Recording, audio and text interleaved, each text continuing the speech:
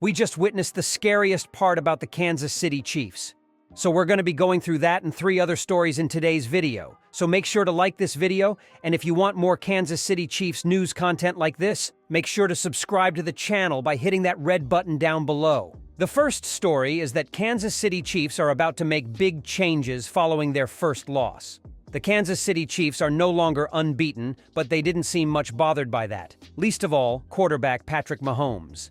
"The undefeated thing was cool," Mahomes said, after the Chiefs took their first defeat of the season 30-21 against the Buffalo Bills on Sunday. "But that's not our ultimate goal. The Chiefs won their first 9 games, but were hardly dominant along the way. 7 of those victories were by 1 score, and 4 were not settled until the game's final play. The loss to the Bills was different, and not just in the result. The Bills clearly outplayed the Chiefs, outgaining them by more than 100 yards. The Chiefs led only twice in the game, both times in the first half, but each lead was brief and by just 1 point. Mahomes called the loss fuel for the rest of the Chiefs' season. "It's a good football team, so there's nothing to hang your head about," Mahomes said. "We feel like we can play better, so we will get back to work and try to use this as a spark so that we can be a better football team in the end.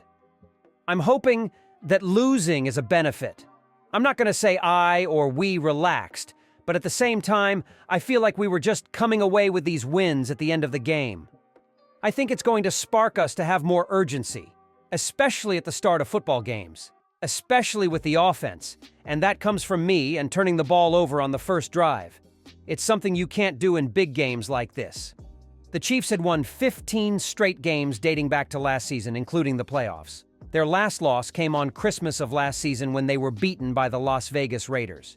Mahomes said he saw no similarities to the Bills' loss, but hoped this defeat would also bring a new long winning streak. "The Bills are a really good football team," he said. "It's going to take your best football to beat great football teams, and we didn't play our best football today, and they went out there and beat us. That's how it rolls in the NFL, and so all due respect to them, that's going to be a good football team that we will probably see in the playoffs." Mahomes was outplayed by Josh Allen, his Buffalo counterpart. Cornerback Trent McDuffie said there were plays where the Chiefs defended Allen as they intended and still couldn't prevent him from making a play. "He's one of those people where no matter what happens, he can make his team right," McDuffie said. Most notable among those plays was Allen's 26-yard touchdown run late in the game that secured the win. The play was on 4th down, and a stop would have left the Chiefs with 2 minutes to get a field goal to win the game. "That was a great football play," Mahomes said. "Whenever the play's not there, he does a great job of making plays happen, and that's what he did on that last play." The second story is Andy Reid reveals thoughts on Chiefs' undefeated stretch. Kansas City Chiefs fans are buzzing. After a remarkable start to the 2024 NFL season, their team stands undefeated at 9-0, extending their win streak to 15 games if you include last year's playoffs. Yet, amid all the hype and talk about a potential perfect season, head coach Andy Reid is keeping the team focused on a different goal: another Super Bowl win. If the Chiefs clinch another championship, they'll be the first team in NFL history to pull off 3 consecutive Super Bowl victories, a monumental feat. In a recent radio interview with Scariest NFL Radio, Reid gave fans a glimpse into his approach to the season. When asked about the unbeaten stretch, he downplayed the significance of the record, emphasizing the team's core values and disciplined mindset instead. "You get so engulfed in trying to do well. You bust your butt, and you maximize all you can do with the time that you have to get better," Reid explained. For Reid, it's not about chasing records. It's about focusing on the process. He compared it to studying for an exam, preparing meticulously, and trusting the work that's been put in. This laser focus on preparation over records and accolades has been a defining characteristic of Reid's coaching philosophy. He noted that worrying about being 9-0 or eyeing 3 Super Bowls, Reid's approach seems to be paying off. While Kansas City's offense, led by quarterback Patrick Mahomes, has not displayed the same explosive dominance as in recent seasons, their defense and special teams have stepped up significantly. With key players like Chris Jones, Trent McDuffie, and the defensive unit tightening the screws, the Chiefs have managed to secure wins in close contests. A refreshing change from the high-scoring shootouts that defined their play in previous years. Reid pointed to this evolution as a testament to the team's commitment to improvement and adaptability. The Chiefs' defensive prowess has not only helped them maintain their unbeaten record, but has also redefined their game strategy. In past seasons, Kansas City relied heavily on Mahomes' big plays, outscoring opponents with high-powered offense. This season, though, the Chiefs are proving that they can win with defense, a development Reid finds neat to watch. The team's shift towards a balanced game plan reflects their flexibility and readiness to adapt to whatever challenges come their way, a trait that Reid values deeply. Yet Reid is not one to project grand predictions.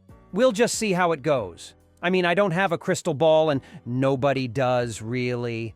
And so, you just go play, he said. This grounded approach has helped the Chiefs navigate the pressures of their winning streak without getting lost in the noise. It's this mindset that Reid has instilled in his players. Focus on the now, take one game at a time, and let the results follow. Reid's influence on the team is undeniable. His ability to foster a culture of hard work, discipline, and resilience has been critical to the Chiefs' success in recent years. Under his leadership, the Chiefs have built a roster that can adapt to different styles of play.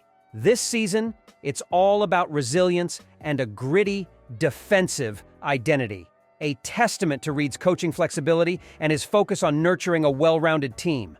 Mahomes echoed Reid's sentiments, expressing appreciation for the stability and consistency Reid provides. Coach Reid always keeps us locked in. We don't think too far ahead, Mahomes noted in a press conference following their 9th consecutive win. Every game is a new challenge, and he makes sure we're prepared for it. This mentality has been crucial in keeping the Chiefs grounded and focused, even as their undefeated streak stretches on. Beyond the tactical adjustments, Reid's approach has strengthened the team's bond. His one-game-at-a-time philosophy has resonated with players who understand that their path to success lies in unwavering commitment and preparation. The bond within the team has grown stronger, fueled by a shared dedication to Reid's vision and a hunger to make history, not just for personal glory, but for each other. The third story is 4 Chiefs who aren't safe after surviving trade deadline.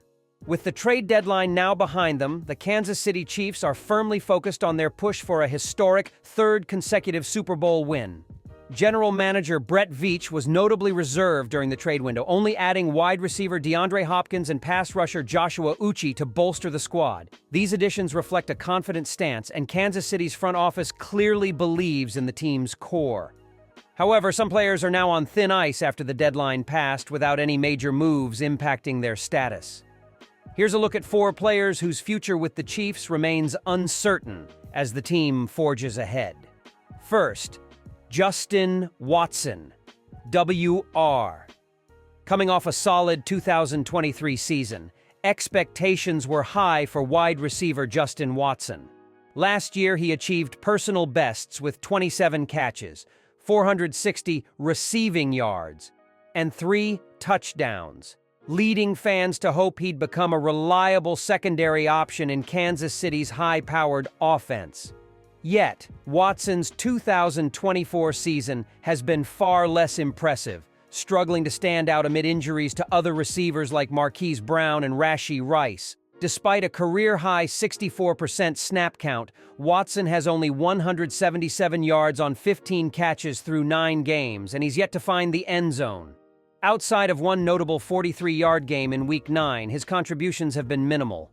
His inconsistent performances make him a likely candidate for free agency this offseason, especially if he fails to produce in the remaining regular season games or the playoffs. Watson's time in Kansas City might be coming to an end unless he proves he can be a more impactful player. Second, Wanya Morris, LT. The Chiefs had high hopes for Wanya Morris when they selected him with the 92nd overall pick in 2023. However, his development has not gone as planned, and a disappointing rookie season led the Chiefs to experiment with rookie Kingsley Suamataia as the starting left tackle in 2024. When Suamataia struggled in the early games, Kansas City gave Morris another shot, but the results have been underwhelming. Morris has allowed 19 pressures and taken 6 penalties in his 475 snaps, with Pro Football Focus, PFF, grading him at 58.1 for pass blocking and 54.7 for run blocking, rankings that place him among the lower half of eligible tackles. The Chiefs' offensive line needs stability to protect star quarterback Patrick Mahomes, and Morris's inconsistency is a weak spot. Unless he can turn things around, the Chiefs may be forced to search for a more reliable left tackle in the offseason to solidify Mahomes' protection and improve their chances at another title.